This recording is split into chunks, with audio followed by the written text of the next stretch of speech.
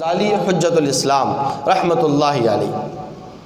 آج تو مولوی بدنام بھی بہت ہے نا بھائی، مولوی پہلے لوگ لطیفے بناتے تھے راجاؤں پر، پٹھانوں پر، ہیں جی، اور اب لوگوں نے جو بھی لطیفہ ہے تو وہ فٹ کرتے ہیں مولوی کے اوپر۔ وہ ایک آدمی جو ہے نا سٹارٹر جسے کہتے ہیں، اڈے کے اوپر، بسوں کے اڈے کے اوپر آوازیں لگا رہا تھا، کراچی جانے والے، کراچی جانے والے، کراچی جانے والے آ جائیں جی، گاڑی تیار ہے۔ تو ایک مولوی صاحب بیچارے ادھر کھڑے تھے سائڈ پر، انہوں نے جانا تھا میرپور خاص۔ کہاں جانا تھا جی؟ میرپور خاص جانا تھا۔ تو وہ سٹارٹر ان کے پاس آیا اور آ کر کہنے لگا کہ مولوی صاحب بیٹھو، گاڑی تیار ہے۔ انہوں نے بولا بھائی میں نے نہیں جانا۔ وہ سٹارٹر کہتے ہیں مولوی صاحب بیٹھو، گاڑی تیار ہے، جانے والی ہے، سیٹیں پوری ہیں، بس آپ چلیں۔ تو انہوں نے کہا کہ بھائی بات یہ ہے کہ میں نے کراچی نہیں جانا، آپ کراچی کی آواز اور ندا لگا رہے ہو، میں نے کراچی جانا نہیں ہے، میرا روٹ ہی وہ نہیں ہے، میں کیسے ادھر جاؤں؟ تو وہ سٹارٹر کیا کہنے لگا کہ تم مولویوں نے ہمارے ملک کا ہی بیڑا غرق کر دیا ہے۔ اب مجھے یہ بتائیں کہ مولوی صاحب نے جانا ہے کراچی، میرپور خاص، گاڑی جا رہی ہے کراچی، اس میں مولوی کا کیا قصور ہے بیچارے کا کہ مولوی نے ملک کا بیڑا ہی غرق کر دیا ہے۔ وہ جو ہے نا چند لوگوں نے جال ڈالا شکار کے لیے، مچھلی کے شکار کے لیے۔ تو ایک آدمی کے شکار میں جو ہے نا جال میں کبوتر پھنس گیا، اور کسی کے جال میں کوئی چیز آئی، کسی کے دوسرا پرندہ آ گیا، کسی کے جال میں مچھلی ہے، کسی کا۔ تو ایک جال کے اندر کبوتر پھنسا، دوسرے جال کے اندر کوا پھنس گیا۔ ایک آدمی کے جال میں کبوتر پھنسا، دوسرے میں کوا پھنس گیا۔ اب جب یہ جال میں پھنس گئے تو کبوتر بھی رونے لگا، کوا بھی رونے لگا، کبوتر بھی رونے لگا، کوا بھی رونے لگا۔ تو کبوتر نے کوے سے کہا کہ یار میں تو اس لیے رو رہا ہوں کہ میں جس آدمی کے جال میں آیا ہوں یہ مجھے پکڑے گا، پکڑ کر ذبح کرے گا، حلال کرے گا، کھا لے گا، لیکن تو کیوں روتا ہے؟ تو کوا ہے، تجھے تو ویسے بھی چھوڑ دیا جائے گا، تجھے تو کوئی نہ ذبح کرتا ہے نہ تجھے کوئی کھاتا ہے۔ اس نے کہا نہیں تجھے پتہ نہیں ہے کہ میں کس کے جال میں آیا ہوں، میں مولوی کے جال میں پھنسا ہوں، میں مولوی کے جال میں پھنسا ہوں، یہ مجھے بھی حلال قرار دے کر ذبح کر دے گا۔ تو بہرحال لوگ جو ہے نا اس طرح کے لطیفے بنا کے مولویوں کو بھی بدنام کرتے ہیں، لیکن علماء کا بہت بڑا مقام ہے۔ آقا علیہ السلام نے فرمایا کہ العلماء ورثۃ الانبیاء، کہ علماء انبیاء کے وارث ہے۔ تو میں عرض کر رہا تھا کہ امام غزالی رحمۃ اللہ علیہ بہت بڑے عالم دین گزرے ہیں۔ ایک بزرگ نے خواب دیکھا کہ نبی کریم صلی اللہ علیہ وسلم کی مجلس لگی ہوئی ہے، انبیاء کرام علیہم الصلوۃ والسلام ارد گرد بیٹھے ہوئے ہیں، صحابہ کرام بھی تشریف فرمائے، تابعین بھی ہیں، تبع تابعین بھی ہیں، ائمہ مجتہدین بھی ہیں۔ حضرت موسیٰ علیہ السلام نے نبی کریم صلی اللہ علیہ وسلم سے فرمایا کہ اے آقا علیہ السلام، آپ نے فرمایا ہے کہ علماء امتی کا انبیاء بنی اسرائیل، کہ میری امت کے علماء بنی اسرائیل کے انبیاء کی طرح ہیں۔ میری امت کے جو علماء ہیں وہ بنی اسرائیل کے انبیاء کی طرح ہیں۔ جو مقام اور مرتبہ اللہ تبارک و تعالی نے بنی اسرائیل کے انبیاء کو عطا فرمایا ہے، تو اسی طرح اللہ تبارک و تعالی نے میری امت کو بھی میری امت کے علماء کو بھی بہت بڑا مقام اور مرتبہ عطا فرمایا۔ یہ بات آپ نے کیسے ارشاد فرما دی؟ کوئی امتی کتنا ہی بڑا کیوں نہ ہو جائے، کوئی امتی کتنا ہی فضیلت والا کیوں نہ ہو، کتنی عظمت والا کیوں نہ ہو، وہ نبی کا مقابلہ تو نہیں کر سکتا، وہ انبیاء کا مقابلہ تو نہیں کر سکتا۔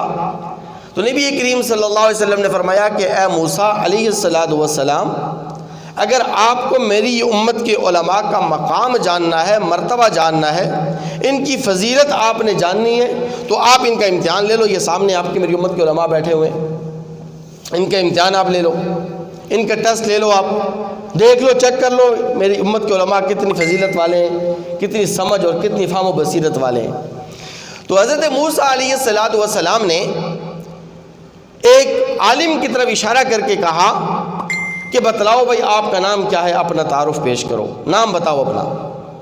اس عالم نے اپنا نام بتلایا، اپنے والد کا نام بتلایا، توجہ کے ساتھ بات کو سماعت فرمائیے گا، اپنے والد کا نام بتلایا، دادا کا نام بتلایا، پردادا کا نام بتلایا، یوں اپنا نسب بیان کرتے کرتے کرتے حضرت آدم علیہ السلام تک اپنا نسب نامہ پہنچا دیا۔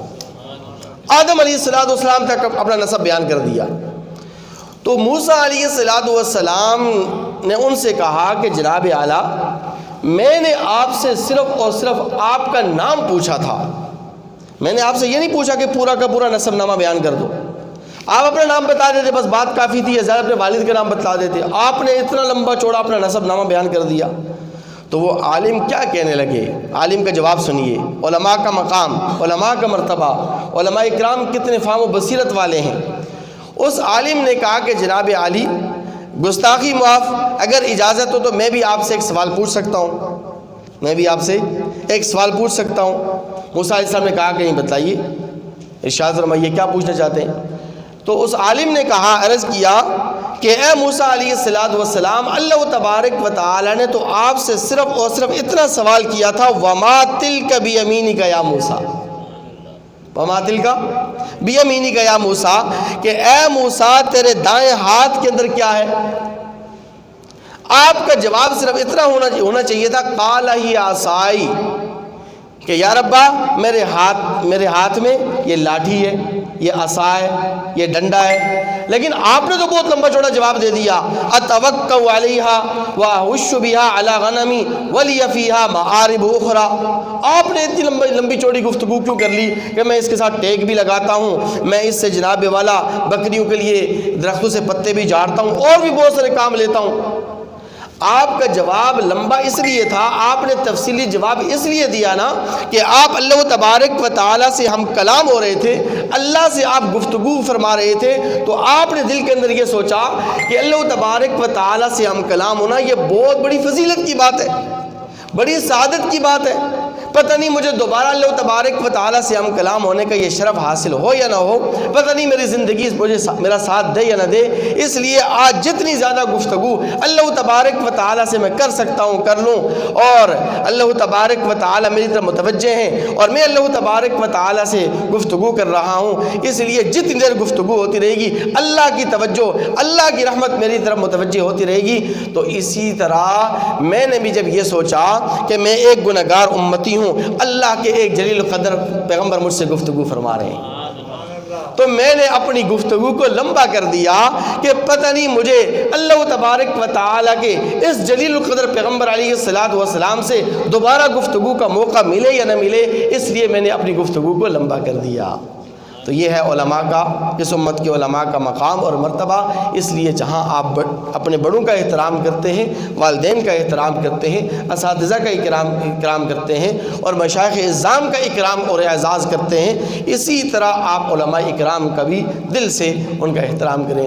دعائے رب کریم سے کہ اللہ تبارک و تعالیٰ میں علماء کی قدر کرنے کی توفیق نصیب. اگر آپ نے ابھی تک ہمارا چینل سبسکرائب نہیں کیا تو ابھی سبسکرائب کریں اور بیل آئیکن کو کلک کر کے ہماری لیٹسٹ ویڈیوز کے بارے میں اپڈیٹ جانیں.